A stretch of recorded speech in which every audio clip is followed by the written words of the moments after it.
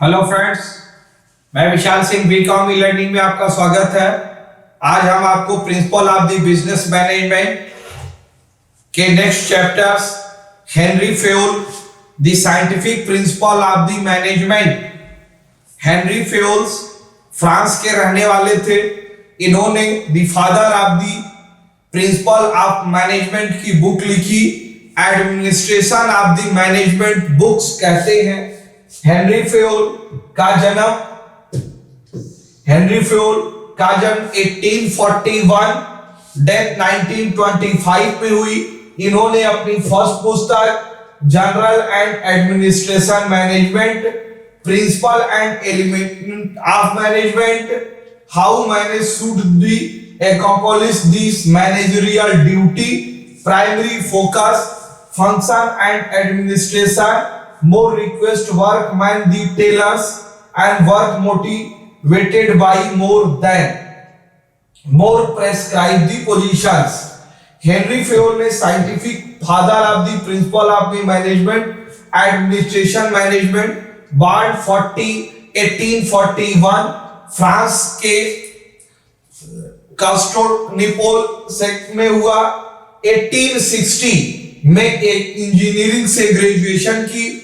1872 में ये मैनेजर हुए। 1888 में मैनेजिंग डायरेक्टर रहे। मैनेजिंग डायरेक्टर पर इन पर टोटल 30 ईयर का अनुभव रहा। 1916 में इन्होंने फ्रेंच की लैंग्वेज में book of the general industry management की एक बुक लिखी। बाद में वह बुक 1929 में इंग्लिश में ट्रांसलेट की गई थी।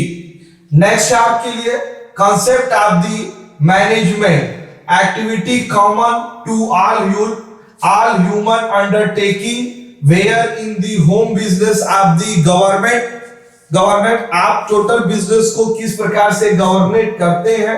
Industrial undertaking into the six separate activity. इन्होंने 6 सेपरेट एक्टिविटी को बताया। फर्स्ट आपको बताया टेक्निकल, प्रोडक्शन, मैन्युफैक्चरिंग एंड एडॉप्स, किसी भी कंपनी में उत्पादन से संबंधित, बनाने से संबंधित और क्या क्या चीजों को आपने स्वीकार किया। सेकंड है कॉमर्शियल, सेल है, परचेज है, एक्सचेंज की ऑफर्स को। Financial, search the optimum use of the capital, loan, debtors, creditor, ये फाइनेंशियल टोटल पोजीशन निकाला। Next security, protection of the property and personal, accounting, stock taking, balance sheet and cost statistics. ये 6 इनकी technique रही जिसके आधार पे हम पूरे business का वर्क कर सकते हैं।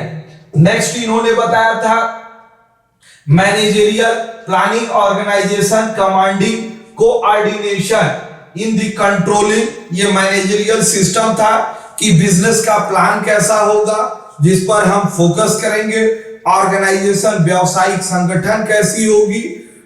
ग्रुप ऑफ द वर्क, एक टारगेट पर एक व्यक्तियों का समूह टोटल वर्क करेगी। कमांडिंग, टोटल कमांड होगा। डायरेक्ट कोऑर्डिनेशन, एक दूसरे के बीच संबंध बनाई जाएगी। कंट्रोलिंग पावर होगी, तभी वो बिजनेस आगे की तरफ बढ़ सकता है। नेक्स्ट है 5 फेयोल एडमिनिस्ट्रेशन। फेयोल के अंतर्गत 5 प्लान्स दिए गए। सबसे फर्स्ट प्लान उन्होंने दिया प्लानिंग। सबसे 5 फेयोल एडमिनिस्ट्रेशन, प्लानिंग नियोजन, किसी भी कार्य को करते समय किस प्रकार से प्रारूप बनाई जाए, कौन सा संगठन हो, कमांडिंग, कोऑर्डिनेशन एंड कंट्रोल, ये टोटल वर्क आपको दी गई। नेक्स्ट आपके लिए है मैनेजरियल क्वालिटी। मैनेजरियल, एक बिजनेस में आपके लिए मैनेजर किस क्वालिटी का होना चाहिए।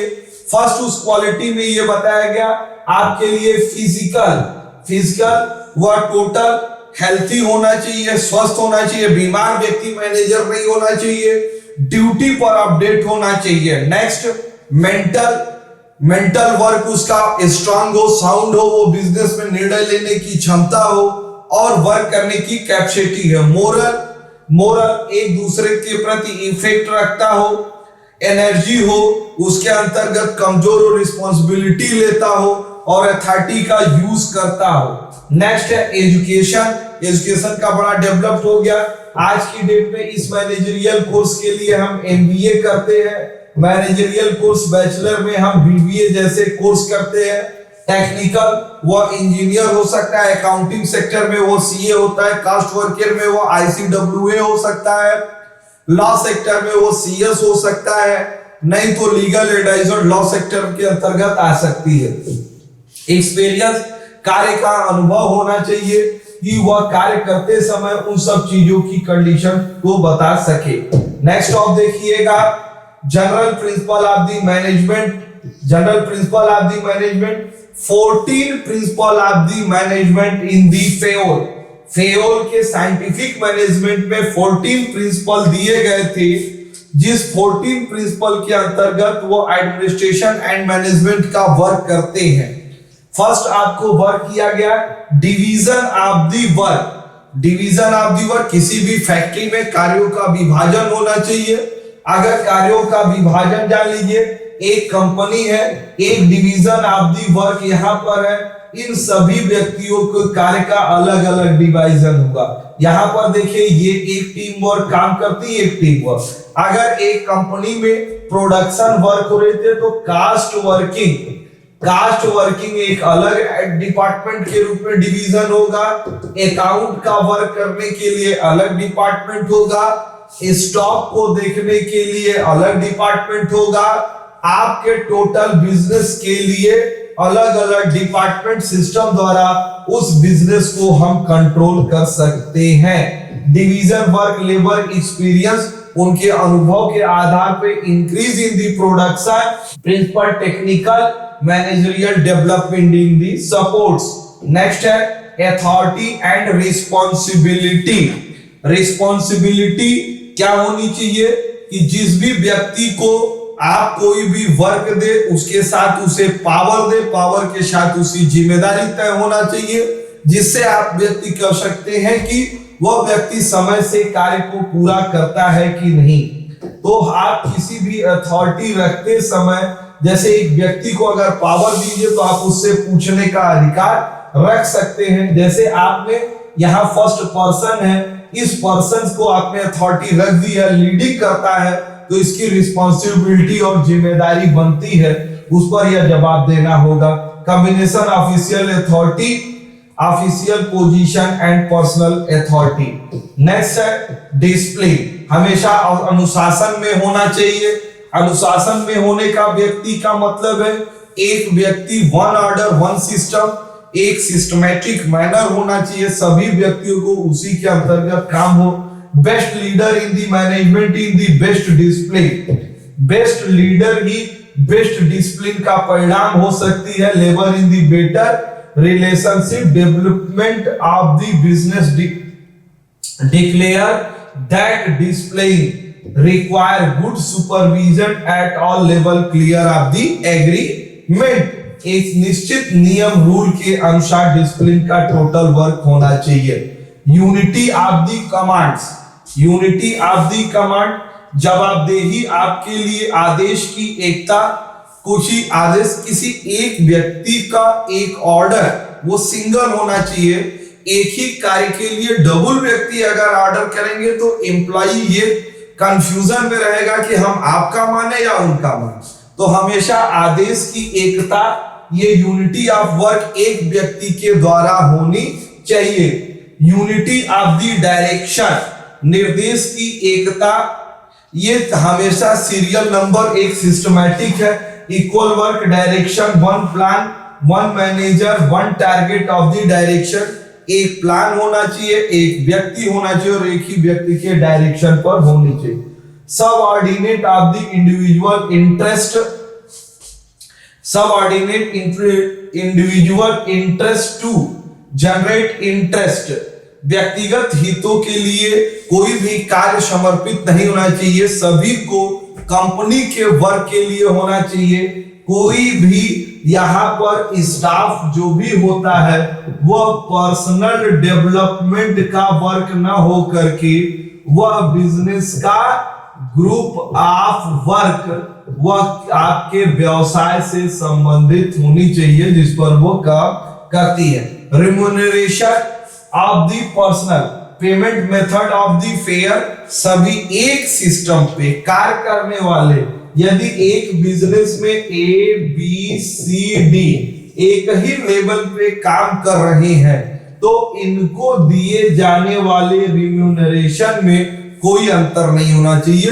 सभी व्यक्तियों को बराबर रिम्यूनरेशन का डिस्ट्रीब्यूशन होना अनिवार्य है। सेंट्रलाइजेशन, सेंट्रलाइजेशन केंद्रीकरण आप जानते ही हैं। सेंट्रलाइजेशन जैसे एक व्यक्ति हो गया और उसके चारों तरफ ये वर्क हुई तो सेंट्रलाइज्ड हमें मान करके ही किसी कार्य को करनी है। इंपॉर्टेंट रोल होती है क्योंकि उसके अंतर्गत सीमा निर्धारित की जाती है। इंपॉर्टेंट रोल्स आप दी नेक्स्ट ऑफ देखिएगा। Important role increase of the business, secular chain होना चाहिए, ऑर्डर या इक्विटी के रूप में होनी चाहिए। नेक्स्ट आप ला ली secular chain.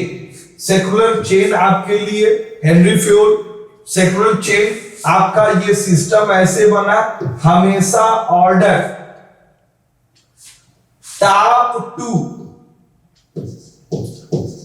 To lower level पे जाता है। आप टॉप मोस्ट पे लोअर लेवल पे जब आप जाते हैं तो इस ऊपर से नीचे आता है, उसे हम ऑर्डर कहते हैं। जो प्रक्रिया नीचे से ऊपर जाती है उसे हम रिक्वेस्ट कहते हैं। ये टोटल फॉर्मेट है। ये सेक्युलर चेन के हिसाब से हम अपने ऑर्डर को करते हैं। ऑर्डर एक सिस्टमैटिक मैनर के अनुसार होना चाहिए।